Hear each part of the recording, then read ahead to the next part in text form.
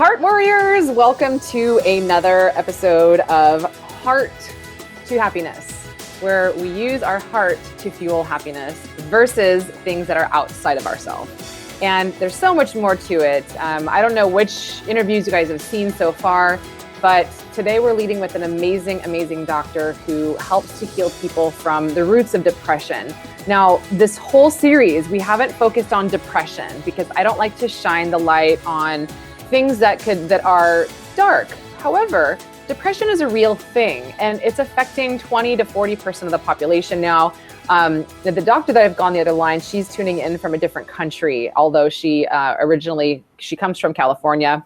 She works with patients in her area as well as remotely across the seas, just like me. I've got a really awesome agenda for us tonight, so I really would love for you guys to listen not only for yourself, but also for your loved ones, because antidepressants now are one of the most commonly prescribed drugs, and they are also one of the most gnarly in terms of what it does to the inside of your body. By no way are we telling you guys, we're not giving you guys any advice during this one, so make sure you guys note that. We're not telling you get off of your medication now. We're not telling you get on a medication right now.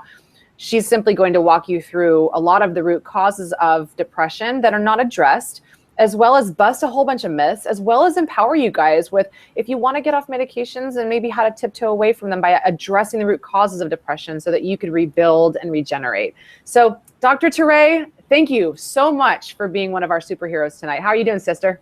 I'm doing great. Thank you so much for having me. I'm so excited for what we're going to talk about today. I know, me too. The good stuff, the juice. Yeah. So where are you tuning in from today? I'm actually tuning in from Manila right now. Manila, like a folder? Yeah. Like the folder, exactly. What country's the Manila same. in? Manila is in the Philippines. It's in Southeast Asia. Yeah, and you guys are there for, what did you guys go there for? Your family? Yeah, my family's here. I had a baby, so we're based in Berkeley, but we decided to come here and get some good family time because I just know how important relationship and support is. So we're here now. I'm a new mommy, and starting back on my purpose and my path after taking a little bit of a maternity leave. So this is a perfect way to come back. Thank you. Oh, I know, right? Huh? That's true. This is your rebound, isn't it? That's awesome. That's it. I'm glad that we popped your cherry to get back into the flow of things. Me too. Yeah. Multiple purposes, right? So you're a naturopath, and you're also a mom, and then now you're a wife too. And you're I think, in my opinion, looking at it from the outside, you're living your dream. Absolutely. Yeah. Cool. But one day at a time. I love that. You know, I talk to people a lot, and I feel like now more than ever, it sounds kind of like Alcoholic Anonymous sort of a thing to say, but it is, but it is true. It's like, the more that we think about it that way, and we're not thinking too far off in the future, the more present we can be, and the less anxious we are, and maybe the less depressed we are. Because I remember back in the days, I used to think too far in the future and was depressed about what I didn't have right now. Because I was thinking, I'm 37, I should have a kid now or two, I should have been married, I should have the ranch I wanted with the horses. Right. You know, I should. You're shitting all over yourself. I love that. I've never heard that. That's really good. Good things rarely come of that. That's a really good one. I'm going to use that one again, and I will make sure to note you. So, okay, I'm going to read just a real quick 2 tiny sentence paragraph about you so that we can transition into, how you help your patients and how we're hoping to help people today. And then if anybody wants to contact you, how they can contact you too. So Dr. Teray offers natural integrative programs for treating anxiety, panic, depression, insomnia, chronic stress, autoimmune conditions, which you guys know I love talking about how to reverse that, and then chronic fatigue, which basically means your adrenals are tired. You guys have heard of that, adrenal fatigue. She currently serves clients all over the world via phone and video consultations, kind of like what we're doing right now. And she's spent most of her life exploring what it means to be truly happy and well. Her inquiry has led her to naturopathic medical training, research, and energy work with Tibetan nuns in India, working in sustainable agriculture in the Philippines, and becoming a lifelong student of Eastern and Western spirituality. And that's what I love about you, is that, there's a lot of dogma today too. It's like, you have to do it this way, you have to do it that way. And there's sensationalism everywhere. And people try to sell their one thing, and it's so dogmatic. And I think this is a big part of what's confusing people, and perhaps even depressing people. It's like, I just want to feel good. I just want to feel Yes. happy. I just want these symptoms to go away. I just want to have enough energy. I just want to have maybe even a simple life. And just to have a simple life is hard. So what would you say if you could define happiness? And I think that's a great place to start, is how would you define happiness? Yeah, it's a really good place to start. And before I do, I want to also just highlight, I love what you said about dogma, because that's one of my beliefs, or that's how I operate as well, is that I don't believe in being dogmatic, because it does hem people in. I always like to tell my clients and my patients, the only thing I am attached to is you getting better. The only thing I really want, only a standard that I have is you feeling good and you feeling better. And so whatever it takes to do that, we're going to put everything on the table. We're not going to exclude anything, whether it be drugs, whether it be, the most exotic, out of this world, treatments that you can think about. But if it works for you, it works for you. And especially with depression, because the thing with depression is it's how you feel. And so how something makes you feel is one of the most important standards by which you judge something that's treating you for depression ultimately. So I love what you said about not being dogmatic. It's important to really be open to what's going to work for you.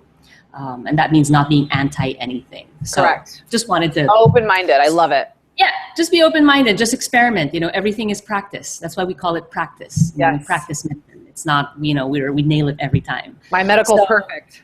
Yeah, exactly. Welcome to my medical perfect, my cooking perfect. So, what is happiness? Wow, that's the bazillion-dollar question. But I like most and I don't even know who to attribute it to, but, being happy, I think, is when what is truly inside of you is reflected in the way you're living your life. And that works on so many levels. When you're listening to your inner voice, when you're listening to your inner truth and you live that, so there is alignment or integrity between who you are inside and how you're behaving in the world, that usually engenders a deep sense of happiness. Happiness is also being able to do something that you are capable or that you're good at. I think that's documented to be one of the sources of happiness is, just having a basic sense of accomplishment that's in line with your natural gifts and skills. It also includes being healthy. When you have physical well-being, that's a very deep root of satisfaction. So there's a lot of ways that people will frame happiness, and really, that's another piece, is it's not up to me to define what happiness is. It's up to you to define what happiness is for you, and then build your life according to that. And when you've built your life according to your definition of happiness, test it. It's like, okay, this is what I think it takes for me to be happy. And when you actually do it, be honest with yourself about whether that's true, right? Because a lot of times our natural tendency as human beings is to say, after I get this, I'll be happy. When this happens, then I'll be happy. But the truth is, happiness is also, to a great degree, something that we do inside. And it's not as based on what happens externally. And in fact, one of the research pieces that I've read is that a lot of us think when we have all the success, we'll be happy. But the truth is, for most people, the more you're able to generate your own happiness, that actually leads to your success. That actually leads to your health and well-being. So it's both an effect and a cause. And so it means so many things for so many different people. And I'm confident that as our conversation continues, we'll get to explore sort of the different aspects of what it takes to become deeply happy, which is what I believe in becoming, not shallow kind of let's have a fun party happy. Not that there's anything wrong with that. I love a good party. But what does it really take to become deeply happy, deep inside, in a way that is not so likely to be destroyed by external things. Yeah, like a transactional sort of a thing. Yeah, or a dependent kind of happiness. Right. Yeah, and you, what I love, I didn't even know this about you until, I was referred to you by my friend Doug, and he's the one that takes all the pictures over at in Esalen, and recommended you highly. And I didn't know until I came across your website and started digging up some research that you had done a whole summit on happiness too. And so not only are you a doctor, a naturopathic doctor, but you also have a survey that helps people explore maybe where their root issues of unhappiness are, which is what is so interesting. I didn't find that anywhere when I did all this research to see what people were defining as happiness and how are they getting there and how are they helping people get there, what tripped them up toward that path on finding happiness. And I was like, you know what? I don't see like how people can identify where their roots of unhappiness are. All I hear is you should be happy if this, and you shouldn't be happy if this. And it's like, well, wait a second, that's different for everybody. And I love what you just said, that if you have the ability to generate the happiness, it doesn't matter how much shooting on yourself you're doing. you could be an optimist about it. It's like, no, wait, I don't have to or should do anything. Like, this moment is perfect right now. Whatever is happening in this moment is the way it's supposed to be, and you surrender into it. So I love what you said about it's not this that leads to this. It's more like this is this, which people who are able to generate happiness are the ones that are more resilient and who don't take things seriously, it sounds like too. So the things that you're doing in your practice, now you primarily working with patients on helping them with their mood and stabilizing their mood and depression and anxiety. Is that the main part of what you do in your practice? Yeah, that's the bulk of my patients and my clients. So my clients are the ones that I don't see in my in-person practice. The bulk of them have some degree of anxiety, depression, chronic fatigue. Those are the three main ones, and some of them have more of one than the other. So it's my passion. It's what I'm most fascinated with. It's something that I've experienced myself. So yeah, it's all about how do we tap and how do we nurture that deep happiness and that deep wellness. Okay, so the things that we wanted to focus on today specifically for you is, and we'll get into this throughout, but obviously the concern right now is that there's a large percentage of people on medication. How do you feel? We'll start there. How do you feel about the way that Americans, or even beyond, are being prescribed antidepressants so loosely today?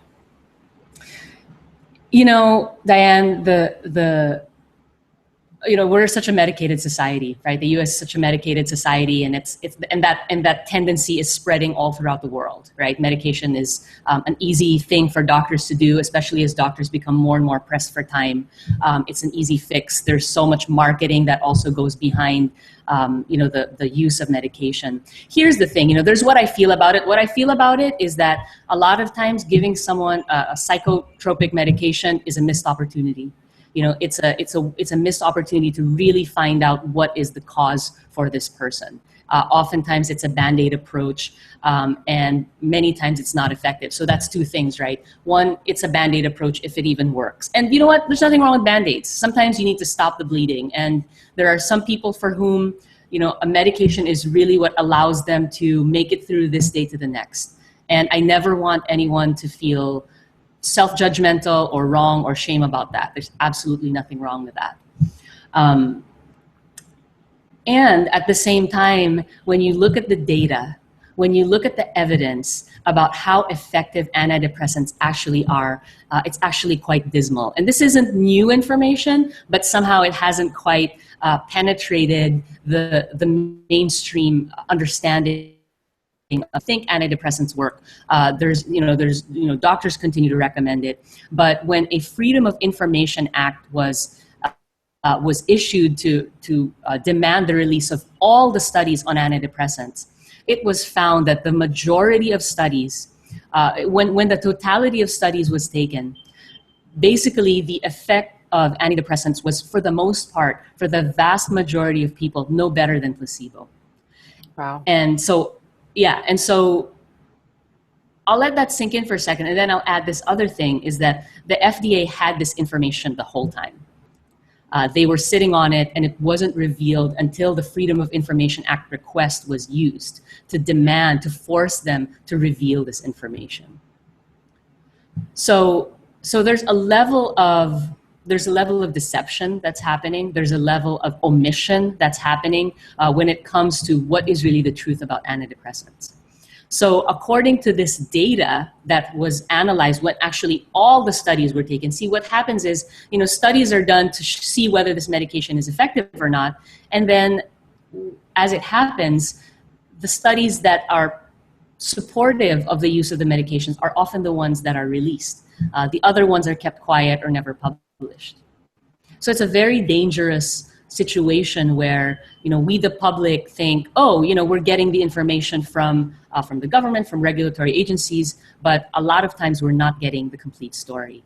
Now, according to the metadata or the meta-analyses, the antidepressants can be effective for those who are really severely depressed. So there is some efficacy for antidepressants, but for most of us who experience depression, for most of you listening who have experienced depression or experiencing depression now, usually medication isn't the best solution. Now, placebo, I think like I mentioned earlier, the bottom line of happiness and depression is, well, if you feel better, then you feel better, right? Who cares if it's placebo? Fair enough, except that antidepressants have a lot of side effects, right? They have a lot of side effects, which include worsening depression, which include increase in suicidal tendencies, not to mention, less severe side effects like insomnia or a decrease in sex drive, fatigue, and even physical symptoms like diarrhea,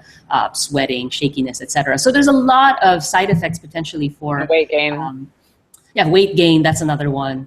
So the bottom line is that it's not that effective, and there's a lot of potential side effects, and for most people they're just not working. So we're prescribing more and more antidepressants, but people continue to feel depressed. One last piece I'm going to say about antidepressants. There's so much, I love it. This is that what we know about them.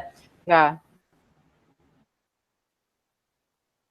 This is that when they did longitudinal studies of people who took antidepressants for depression versus didn't, actually the people who didn't take the medication ended up recovering faster and were less likely to have a relapse than people who ended up taking the medication. Now, was it because they took the medication that they had a relapse? It's not quite clear. It's hard to do. It's hard to prove causality when you're not really controlling it in a very, very strict way. But there's a lot of reasons not to take meds. Like you said earlier, I'm not saying if you're on a medication right now that you should stop. In fact, many people come to me wanting to get off their medication, and I help them do that, but I make it very clear that this is a long process, and that what's important is, okay, if you're on a medication now and it's doing something for you, let's correct all the things that we can in your life outside of the medication, whether it's diet, how you're living your life, your sleep, your hormones, etc. Let's correct all of that and get you already at a good place. And then in cooperation with your prescriber, they are the ones who are going to manage the medication itself. And then we're continuing to buffer you and build you up as your dose of medication is going down. So it's a gradual process. It can be very dangerous to get off meds immediately. So it's never something I recommend that you stop taking any medication, because even if it doesn't help with mood, whether it does or not, it does still have a strong biochemical effect, which can really wreak havoc if you jump off of it. Yeah, that's actually what it's probably the most robust thing that I want us to talk about, is that, people are starting to hear what you just said. It's becoming slowly mainstream. The work of Dr. Susie Cohen and several other people, a lot of people are big whistleblowers writing these books about this stuff. What you just said, there's books about these things, and your website, Deeply Happy, you actually have an article too that talks about specifically neurotransmitters. And one of the powerful takeaways that you had today is that the neurotransmitter connection is not proven, and most meds are not truly effective. So can we possibly get into the neurotransmitter connection, since you just went and really adequately addressed the lack of efficacy of the drugs? So let's move into the serotonin myth. Yeah, the serotonin myth. So what we generally think, right, is that, depression is a serotonin deficiency, or for some reason your body's not making enough serotonin. And so we take these serotonin enhancing medications, and that'll improve your mood. And in fact, some people will say, well, if you take the drug and it helps you feel better, then it proves that you had a serotonin deficiency to begin with. It's a very nice theory. And I'll preface that and say there's a lot of drugs for which we don't exactly know the mechanism, especially the psych meds. They've never been able to prove that people who have lower serotonin are more depressed.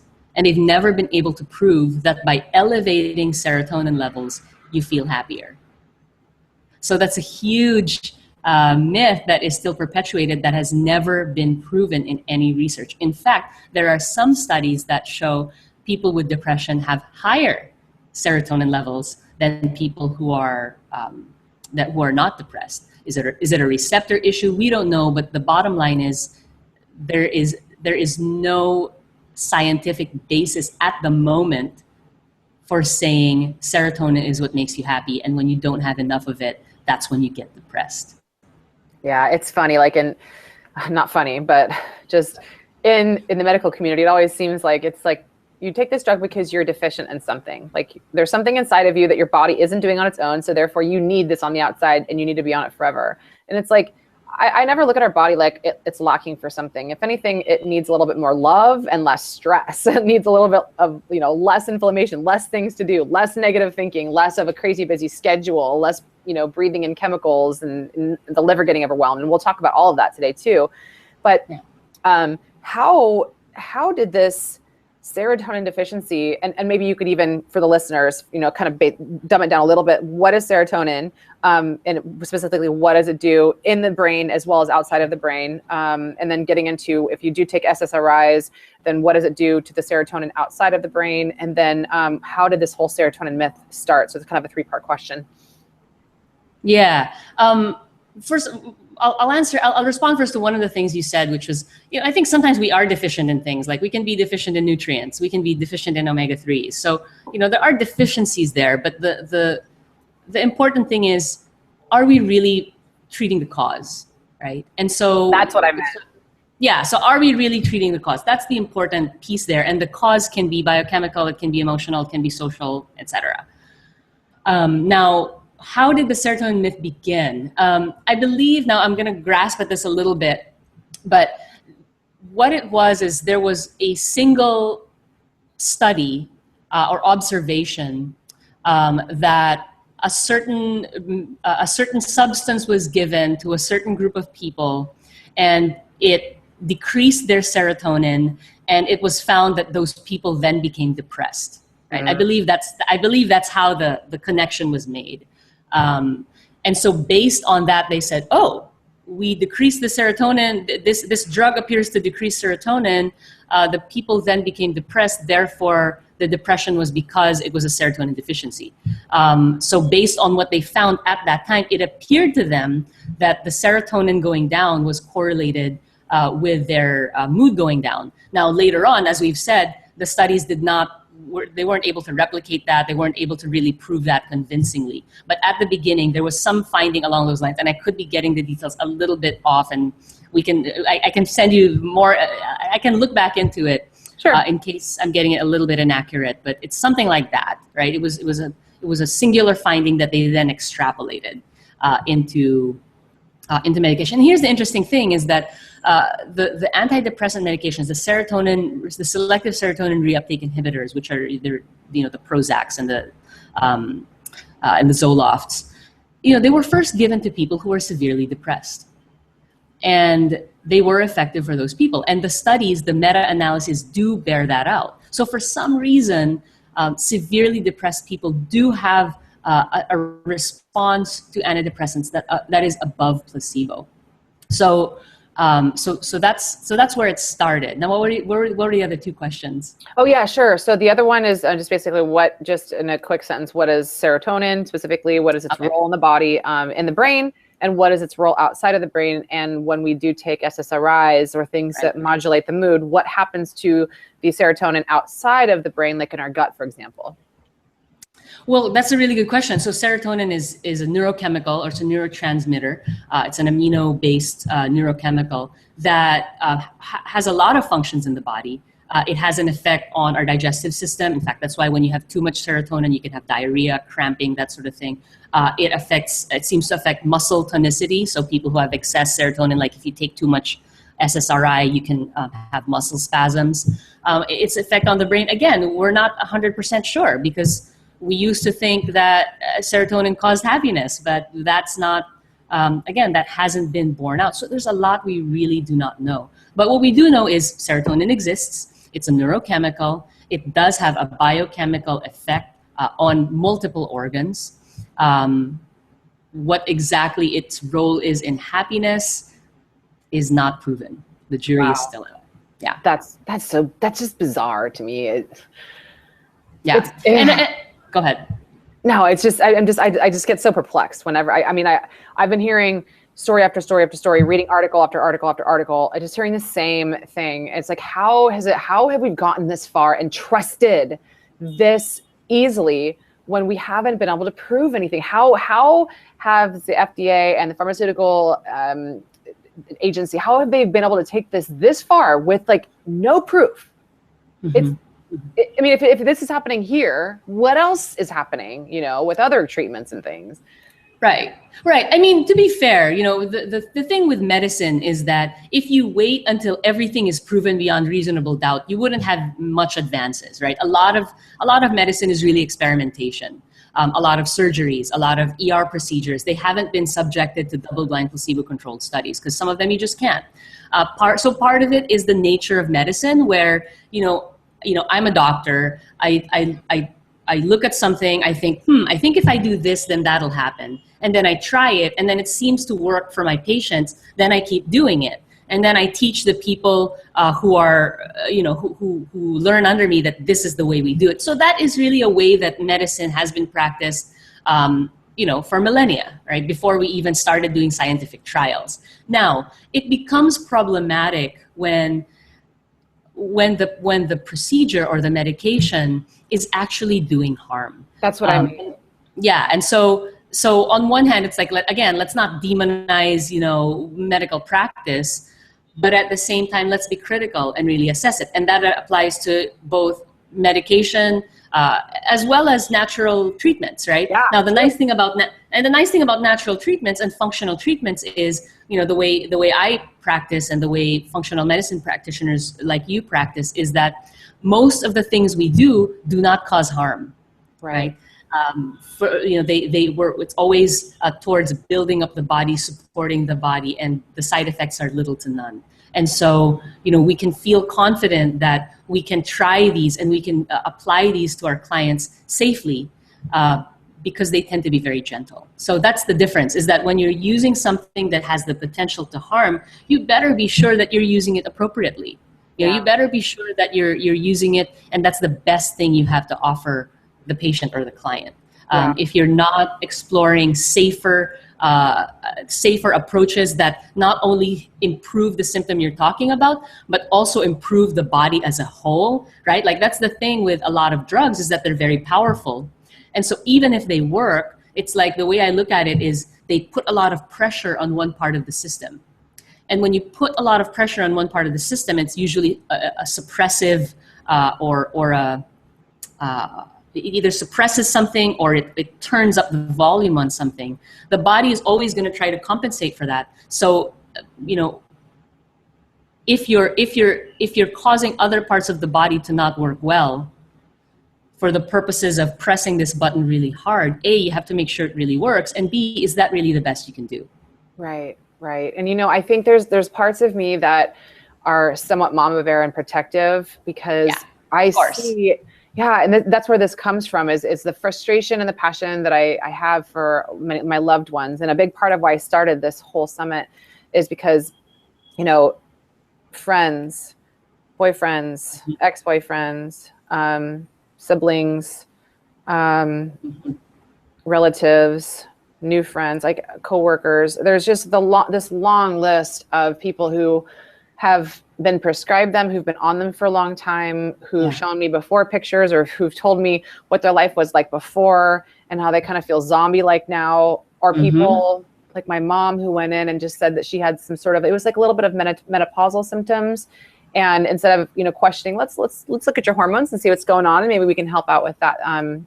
With this route, they went, oh, we'll try this antidepressant, which isn't really necessarily what she went in for. And she went, well, this doesn't make any sense. So it's like someone going in for birth control and getting an antibiotic. I don't know if that's like, but it's like, wait a second. And I mean, I would venture to say that this is the training that they get now, is that, antidepressant, but I don't know. I don't know what they're getting trained on, where it's like, here's how it's okay. You could prescribe it for all these symptoms instead of just, maybe even I'm having a bad day, antidepressant, instead of I'm having a bad month, I'm having a bad year. It's like, under what conditions are doctors being trained that it makes sense to prescribe these drugs? Yeah, absolutely. And just to highlight your point of how crazy it is, they're prescribing antipsychotics. And when I say they, I'm saying there are some doctors, and obviously there's a lot of great doctors who are conscientious in how they prescribe. Right. And just to let you know how crazy it's gotten, I'm sure you already know this, but there are many reports already, to the point that it's made it to the news, of infants and toddlers being prescribed psychotropic meds like antipsychotics and antidepressants. How? Infants and toddlers. How? Okay. How? So on one hand, you have a lot of doctors, a lot of physicians who are practicing conscientiously and are really thinking closely about, being really careful about when they prescribe and who they prescribe it to from a safety perspective. And then you have, I certainly can't think of a justification of prescribing an antipsychotic to a child, of something that will influence potentially their neurochemistry that much, to a degree that we don't even know about, to a degree that we're not even sure about. For what? How can a toddler be psychotic, right? Yeah. It just does not make sense. So absolutely, there's abuse of prescription, and a lot of it is because of the influence of the pharmaceutical companies. I'll tell you just a really quick story that I shared with my community recently about a sleep medication, one of the new sleep medications. It's called Belsomra, and it was talked up as like, this is a new medication. It's using a different mechanism of action than the typical sedatives like Xanax and Valium. And when they actually did the studies, they found that it increased people's sleep time compared to placebo by something like 16 minutes more sleep. But they had some disturbing side effects, including temporary paralysis upon waking. The side effects were so troubling and problematic that the FDA approved it, but at a dose so low that it's pretty much useless, right? And yet the medication is being marketed.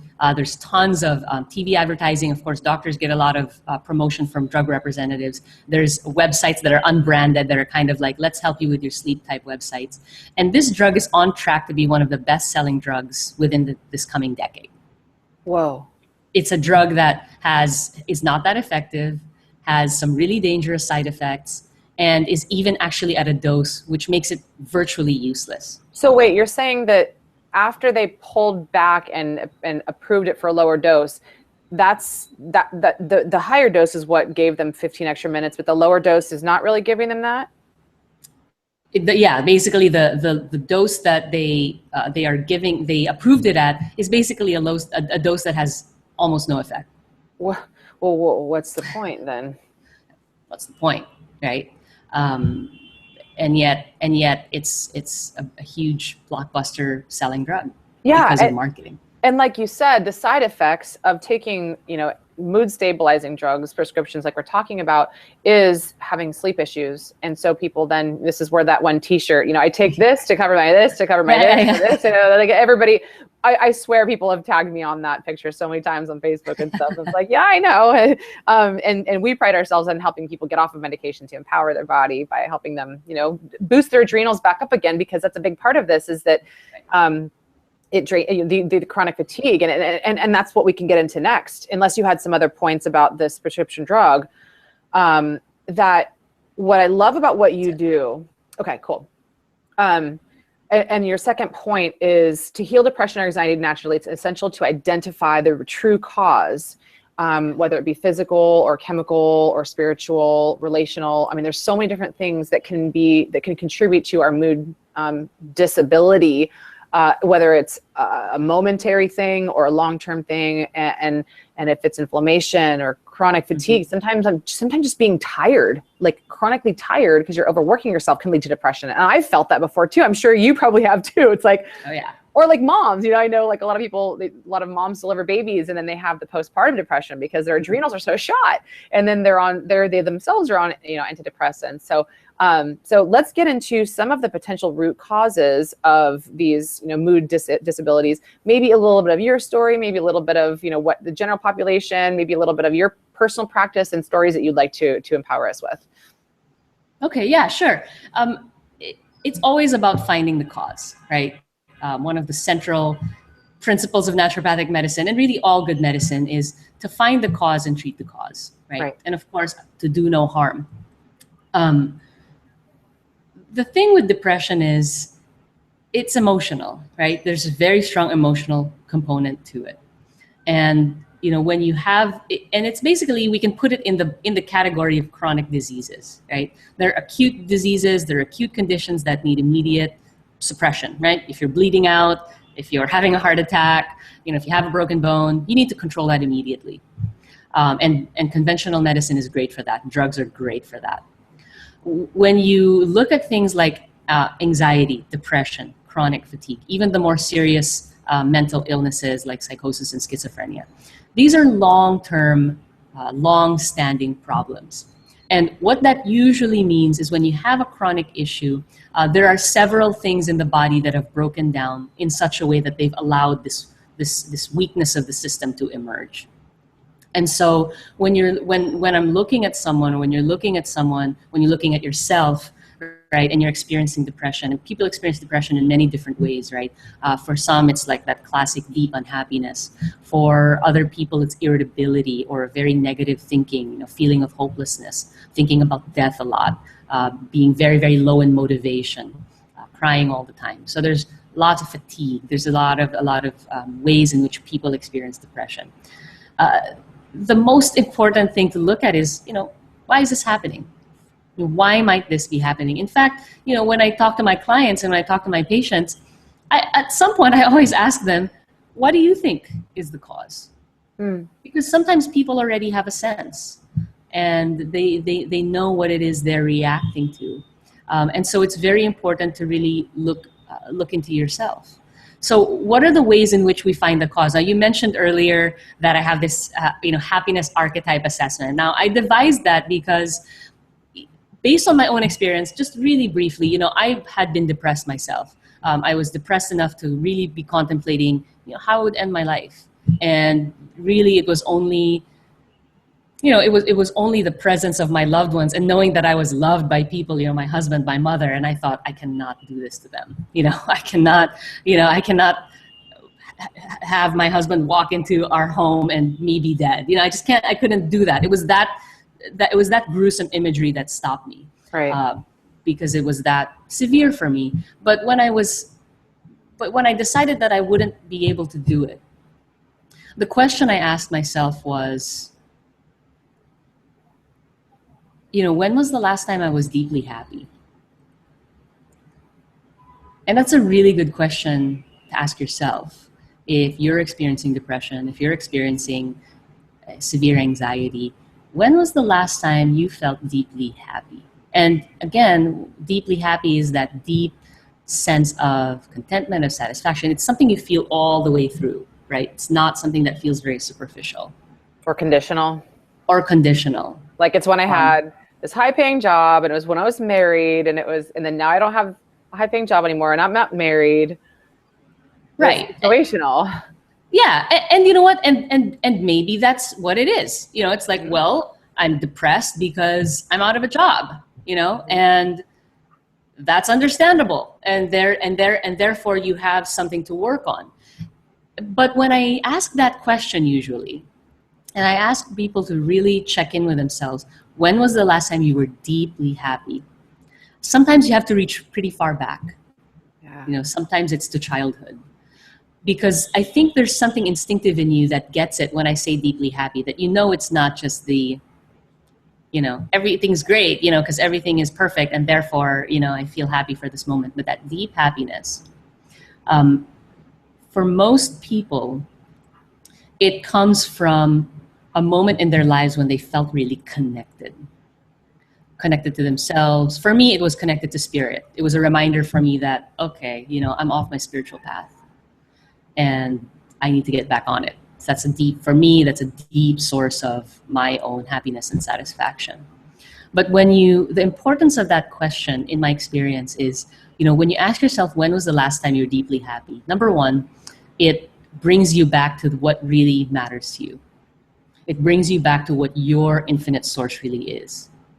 And the second piece is that usually when you really recall the last time you were deeply happy, it actually reconnects you back to that very happiness.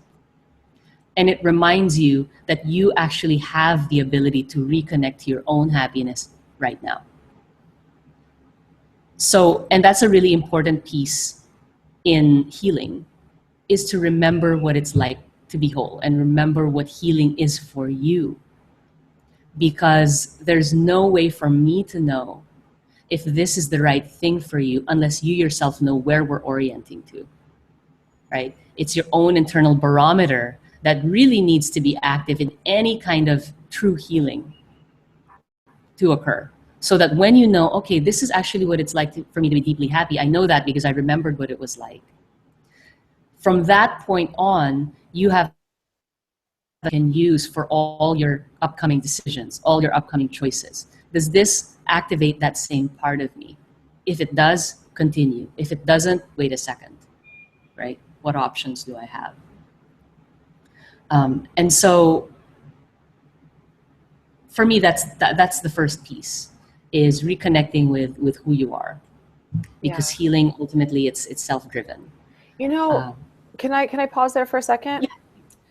So as I've been going through, these interviews have just been so amazing. There's just been, there's a little ego today from my end, just being like so frustrated, knowing that a lot of my friends and loved ones are on these medications, and they tell me, how they feel. And it just makes me sad that the first suggestion wasn't, okay, let's talk about some things. Let's see if we can address the root first before just throwing a prescription at you. And I do want to, at some point before we tune out today, talk about the potential long-term effects of it, especially on the gut, because I know you're good at that stuff. And as we talk about, the gut is the root of our health, really, or lack of. Yeah. So I work with my own clients and our patients, because I work with doctors and their patients in Orange County. And it's like, I think when I really assess the totality of all of this, and I ask them a question very similar to that, but I love the name of your website, Deeply Happy. It's just, should be on t-shirts. It should be in cars. It should be everywhere. Just Deeply Happy. It's like a reminder, right? And like you said, it's a visualization that we have access to at any time through meditation. And meditation has been throughout in every interview. Slow down, breathe, meditation, time for yourself, love. But I think it's hard for a lot of people to recruit. One was, I deeply happy for myself. Like some people, the way that they're raised, it was that they had to be like the parent. Like my aunt, who passed away of cancer early, a month ago. I don't know if she ever was deeply happy. I feel like, there's some conditions in which we were born into, and and my aunt's situation, she had to become the mother at an early age when she was like 5 or 6 years old. And so I don't know if she's ever experienced deep happiness. So what would I know there's people like that, because I've worked with them, and it's and maybe it's there, but maybe it'll take some more time to resonate through meditation when it was. But if somebody can't even grasp onto when they were deeply happy in their life, where would you have them start? That's a really good question. Most of the time when I ask that question, people are able to connect with it, are able to find it. But let's say they're not. For me, what I found is that there are 3 keys to becoming deeply happy, right? One is, how connected are you to your true self? How connected are you to your purpose, to your path, to what truly makes you happy, right? that's one piece of it. That was a huge one for me when I was really depressed. The other piece is your physical wellness, right? Are you eating the right kind of diet that is supportive of you? Is your inflammation under control? Are your hormones in balance? The third is your relationships, right?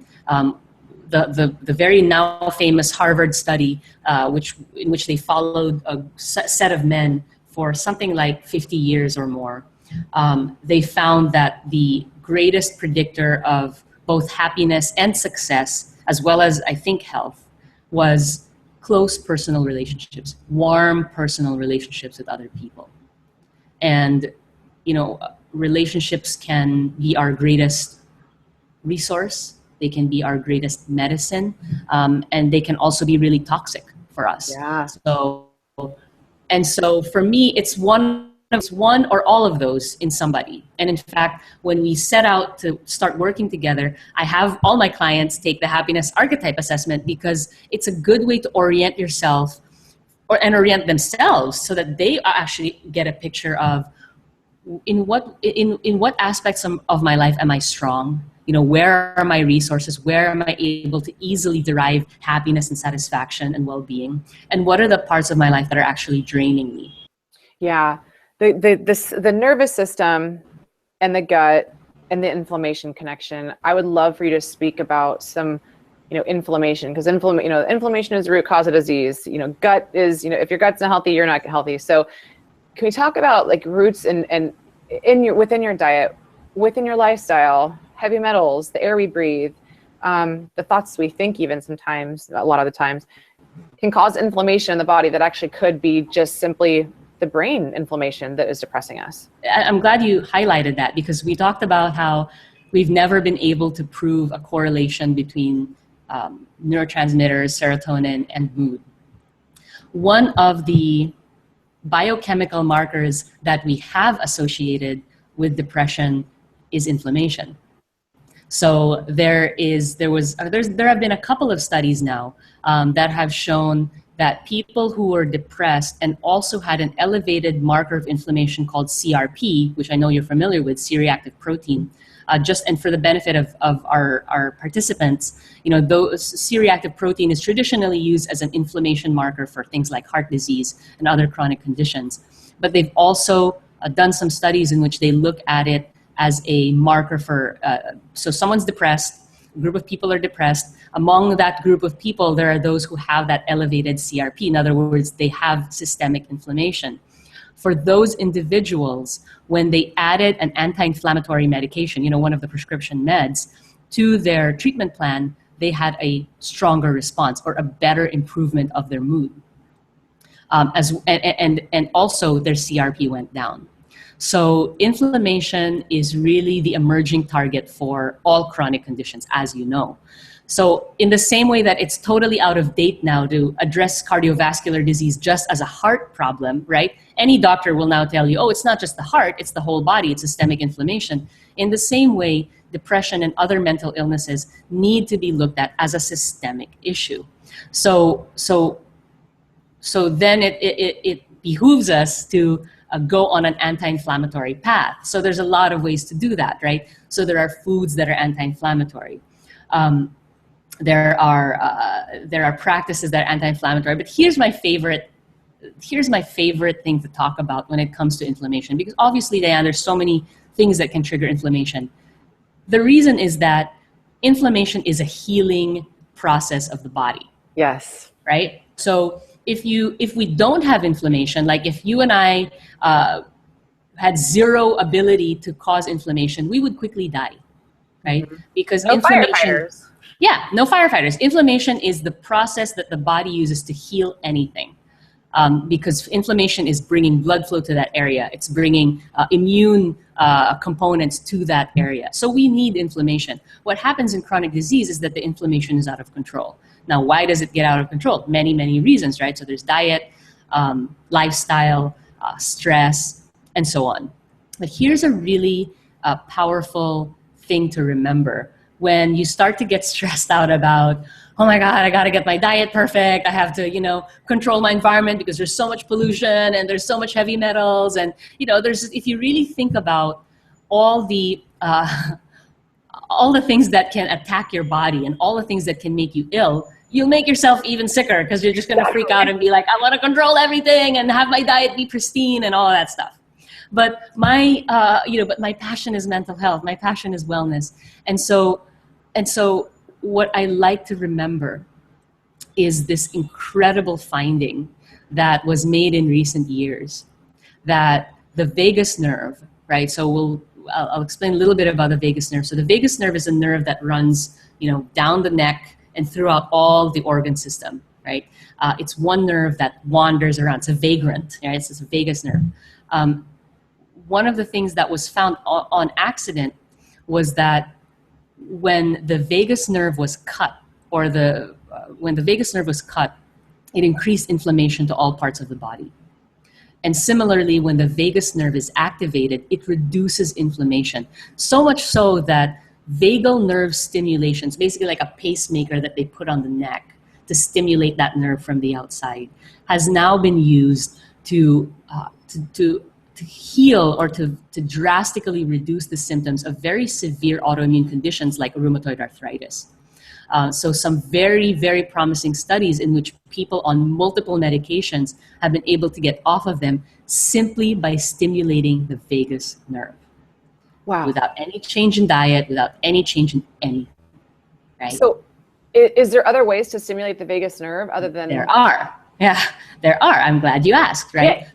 So there are so many things that can stimulate the vagus nerve. And one of the things you mentioned is, when they found this out, they thought, okay, how are the ways that we can stimulate the vagus nerve? Or what the scientific term for it is improving vagal tone, right?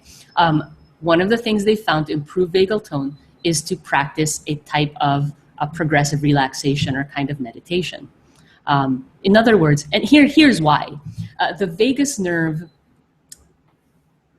it activates a lot of the organs in the body, including digestion, but it's also our rest and digest nerve. In other words, it is the main information superhighway for everything in our body that triggers relaxation, ease, and digestion. So anything you do to improve your relaxation will stimulate the vagus nerve and thereby will reduce inflammation. And guess what? Will also improve depression symptoms, right? So it's really helpful, I think, to think about it from the point of view of the vagus nerve, because it empowers you and it frees you up to be flexible. It frees you up to understand that, if I can't control my diet perfectly, that's not the only way for me to heal. And in fact, even though it's important to really be strict with diet, and I have patients for whom, I put them on a really strict diet that is oriented towards gut health, right? It's a specific carbohydrate diet, it's a version of paleo. There's different diets that work for different people, but there are some patients for whom they need to adhere to this really strict diet to control their mood right now. Right, for a while at least, until we get inflammation under control. Yeah, because for them, that is part of the root cause. Right. And it's important to know that you have access to this really powerful method of reducing biochemical inflammation, and that's to stimulate the vagus nerve. One of the things that have been shown to do that is certain kinds of meditation, mindfulness meditation. Other ways that can be done is diaphragmatic breathing. So the vagus nerve crosses the diaphragm. So when you breathe using your diaphragm, another thing we've learned from meditation traditions, it can stimulate the vagus nerve. Exercise stimulates the vagus nerve. Connecting with other people stimulates the vagus nerve. In other words, anything you can do to feel good will activate your vagus nerve. Like deeply happy lovemaking too. Deeply happy lovemaking, yeah. Exactly. So it's important to note that there are so many ways to healing, right? Diet is essential in many cases. Diet is essential. Exercise is one of the most strongly correlated interventions that have been shown to reduce depression. Yeah. And as we know, exercise, when done properly, has only almost all benefits and no downsides. So that's a huge one. By the way, it also stimulates the vagus nerve. So not to be reductionist to the vagus nerve, but I think it's a really nice thing to think about because it's very central in the way it aligns with what we know about a lot of chronic disease, particularly inflammation. Absolutely. I heard a new finding too from John Duyard he talks about the Eastern philosophy, a lot about Ayurveda. And you're talking about how they recently found lymph tissue in the brain, and they never had known that there was lymph up there. And lymph is, I always say that it's like basically the gutter system for our body, where our immune system cells are fired from. And if there's toxicity, then, we start to see this, inflammation in the glands and the tissues and in our groin area. And it's like, well, if that inflammation can occur in the brain too, then we need to really work on getting the trash out of the body. And exercise, for me, like exercise is always my go-to. I always see like immediate. I see my face trim. I see my neck smaller. My brain. It's like that's why it's become my drug of choice. Yeah. And it's like people say, you seem like, before they'd say, you seem really like you're obsessed about exercise. I'm like, no, I'm just obsessed about feeling happy. And I know that, like if I feel like, oh, I need to take a break, I just need to reset, I just go exercise. That's been part of my lifestyle my whole life. I've been an athlete my whole life. And I'm aware of the physiological changes that happen in my body, but not everybody is, because they've not, I should really start exercising. It's like, you mean you should start being a human? It makes me sad that we don't. I know probably where you are, they walk a lot more than we do in America, which is why I'm sitting on my stand-up treadmill desk here, because when I work on my treadmill, I walk. But it's like, we need to get moving. We need to keep moving 10,000 steps a day. And I would like to transition to, heading the highlights in the end too, in the last 5 minutes or so. And this one is for a very loved friend of mine. He's tried 3-4 different kinds of medications, and his doctor's like, no, there's no side effects. You'll be fine. And I'm very close with this person, and I do notice that he's twitching a lot, the muscle spasms. I noticed, the mood shifts. I can just see the writings on the wall, and he's not aware of it, and he's just trusting, and maybe it works okay for him. But the long-term consequences, I know that we're not completely aware of. But when I look back and I survey some of these guys that are on antidepressants, they were severely hurt by a relationship. And I know guys are not as aware of their emotions as women are. We kind of tend to do a little bit, more progress and, checking in with our girlfriends to ask for help to recover from stuff like that. Whereas, a very few close friends of mine, they went through heartbreak and they went straight to antidepressants, and they've been on them for 3-4 years, multiple types of drugs, multiple doses, sometimes 2, 3, 4 at a time. And the doctors just, I'm not condemning again the doctors, but I know long-term, these drugs versus addressing the pain are not the solution. And it concerns me that they've been on them for so long. If they started trying to get off, like my one friend who has been doing, like, instead of his dose every day, it's every other day, then it was every third day, then it was every fourth day, and then he just has not been on it for 2 weeks. And he said he feels great. Well, I don't know. I know you work with patients, and from now on, I'm referring people to you, because it's such a touchy subject. So how would you work with someone like that? I mean, if they really truly wanted to get off, because that's step one, is I want to get off and I want to start addressing these things on my own.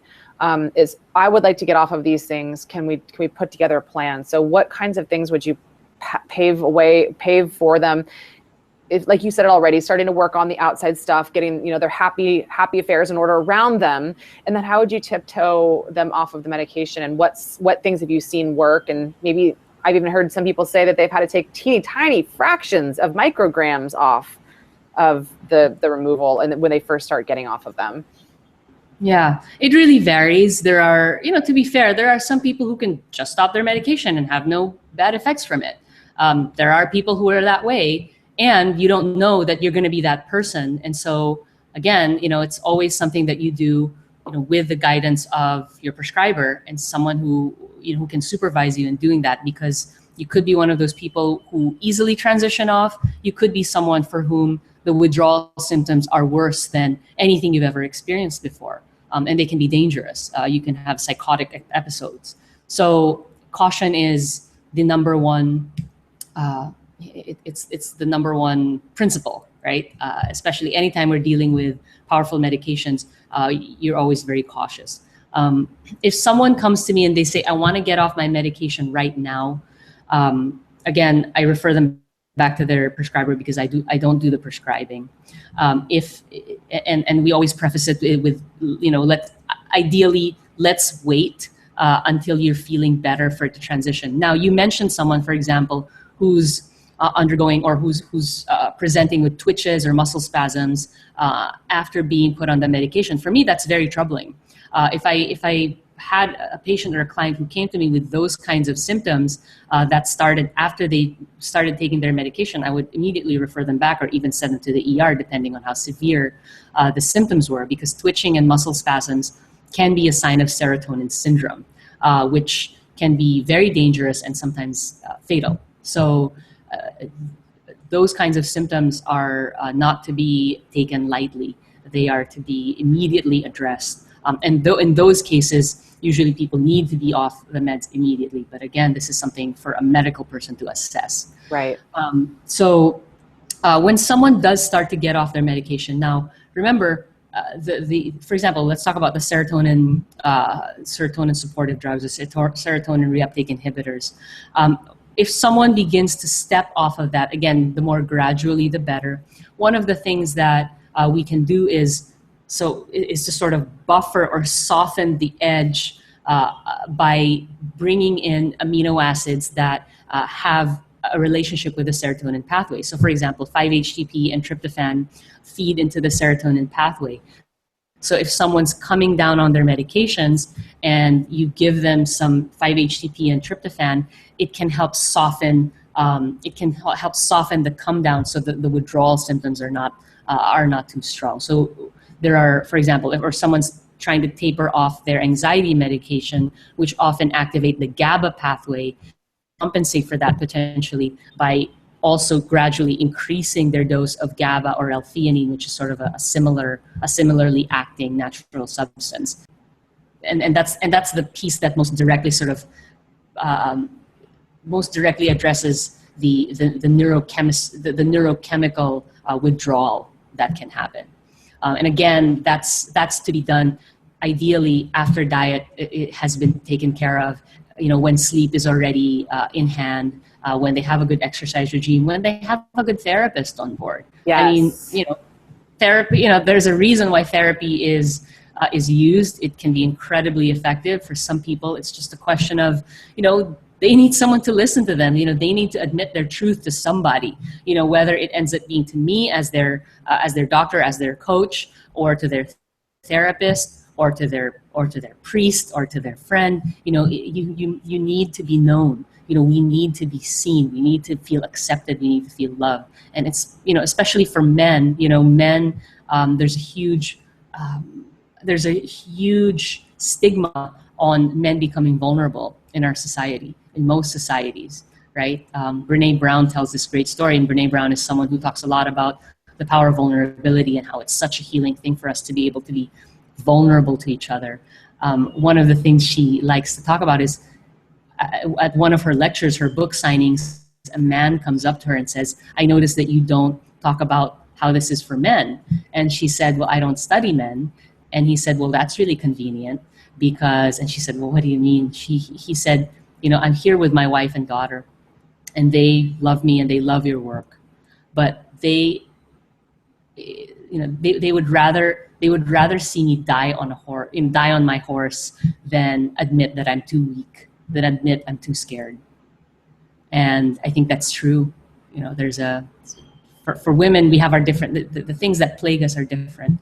But for men, it's incredibly hard for men to admit vulnerability. So I'm not surprised that you have a lot of friends who, instead of really going through the heartbreak, and feeling the pain, and both men and women are experience this, of course, but a special shout out to the men, because the pressure on them to appear strong is very, very deep. And I think it's toxic in a lot of ways.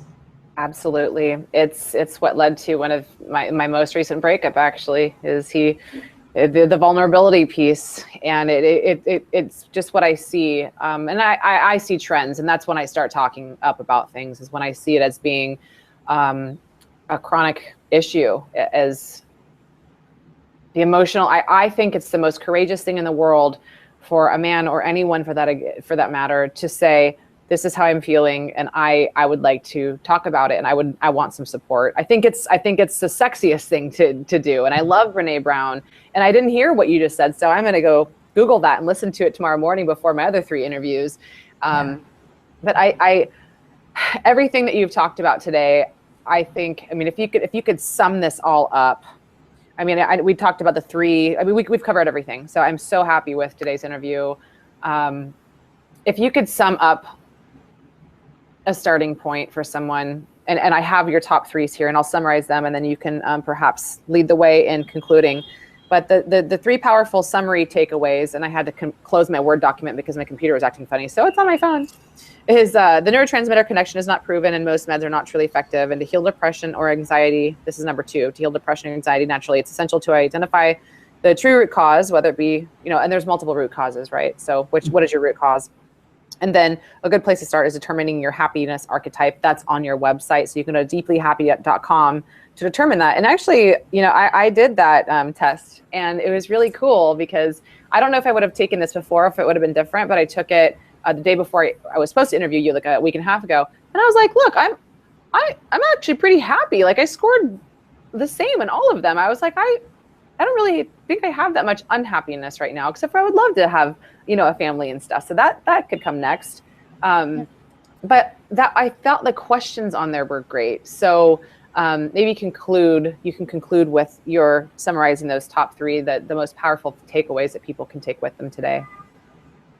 Well, I think you summed it up really, really nicely. So what I'll say is this,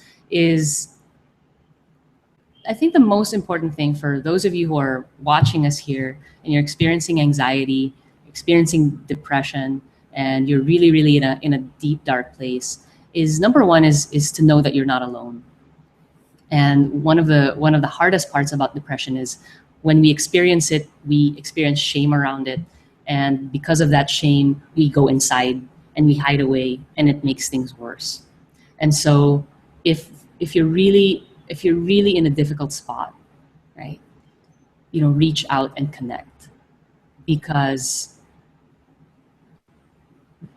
there's nothing more healing than being seen. So allowing yourself to be seen, connecting with somebody, reach out and let someone help you.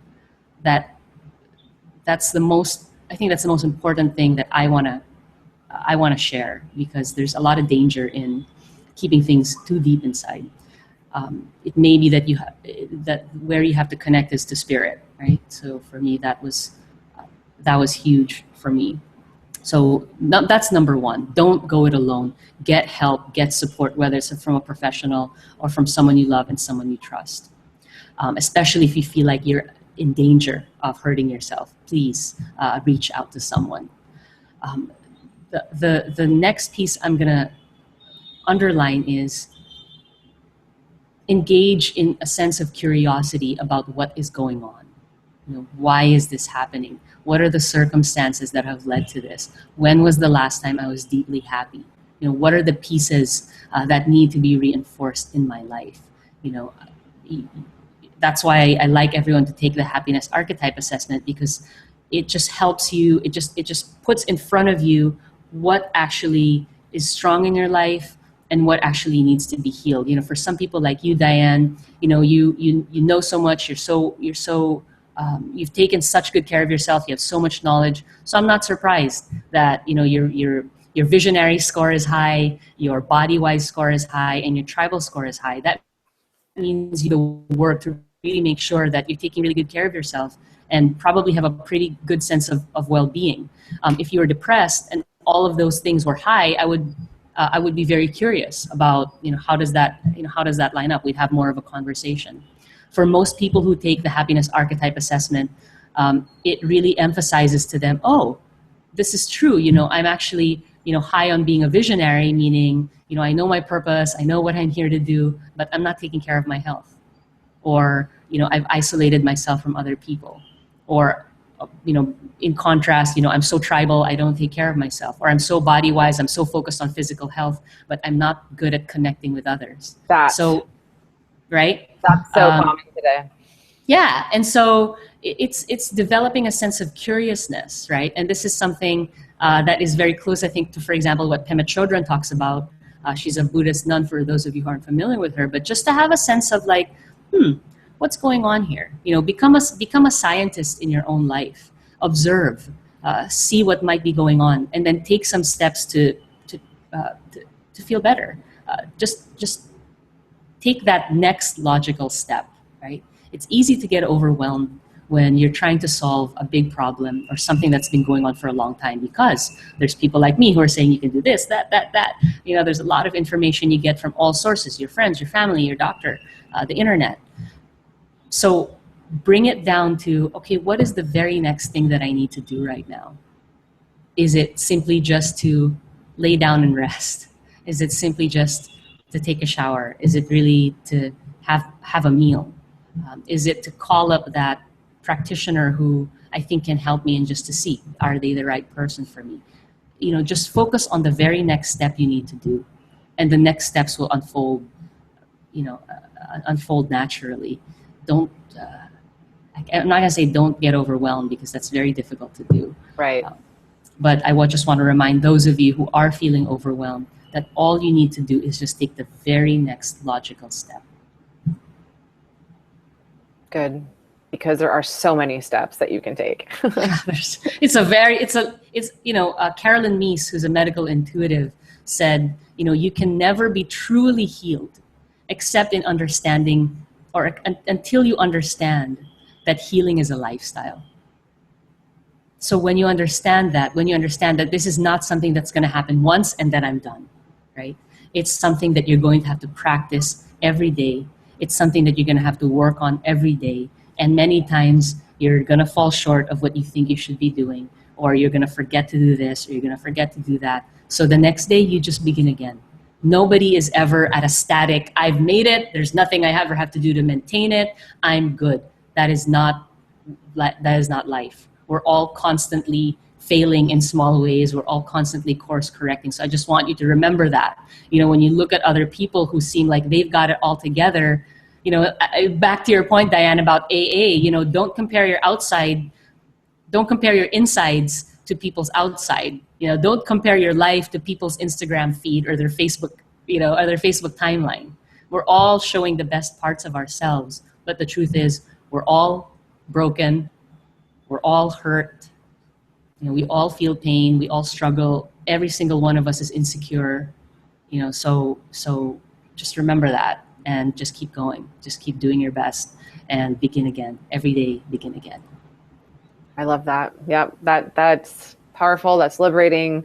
It's encouraging. It's present. It gives no weight to the past. It gives no weight to the future. It's just, in this moment, I am deeply happy as I can be in this moment. And even in, you probably have seen that TED Talk that talks about, even they've done lots of studies on this, and even if there's misery around us, even though there's negative things happening around us, if we're right here in this present moment, instead of trying to escape it by thinking of something positive outside of this moment, we're still not as happy. You've probably heard that one, right? I haven't seen that particular TED Talk, but I'll send you that one. I love that one. It's that one liberated me so much. It's like, hey, you know what? Just endure it, and endure the should storm. The should storm. Yeah, exactly. Just go through it. Endure the should storm. I'm going to quote you on that now. We'll see what you started. The should storm. The should storm. I love that. I love it. I'm gonna call you up and say, Diane, I am in a major should storm right now. I love it. I do, but I literally should my pants all day long. Yeah. All day long. I should. No, just be. No should, just be. Yeah. Yeah. Well, and you can replace should with could, right? Yeah. I could do that. Yeah. I could do that. I might do that. Yeah. I want to do that. What a refreshing time with you, sister. Thank you so much. Thank you so Thank you. much for today. And you guys, check out Deeply Happy. She's got a lot of really amazing blogs. She's got the summit thing that I talked about. She is available if you guys want to work with her to tiptoe away from your medications. She's obviously experienced at this stuff. She knows her stuff, as you can hear, and she can work with you from anywhere around the world. So again, thanks for being here today. And I'm so excited to share this with everyone. So once your tribe gets a hold of this too, I'm sure they're going to thank you for coming back out of your pregnancy cave, because they're happy to be back. You're someone I'm sure people are like codependent on. I'm not happy without you. Oh no, that's not the intention. That's not what it's about. No, but thank you. I'm excited. I'm excited to be back, and I'm excited to share this with my community as well as the other interviews in this series. Awesome. And your baby too. I'm sure your baby's like stoked to have a mom like you. She's very lucky. I hope so. She, right? She, daughter, right? He's okay. son. For some reason, I thought it was a she, but I'm sure he is excited about his deeply happy future too. So, thank you, Dr. Teray. Have a beautiful time, and we will speak with you very soon. All right. Take care.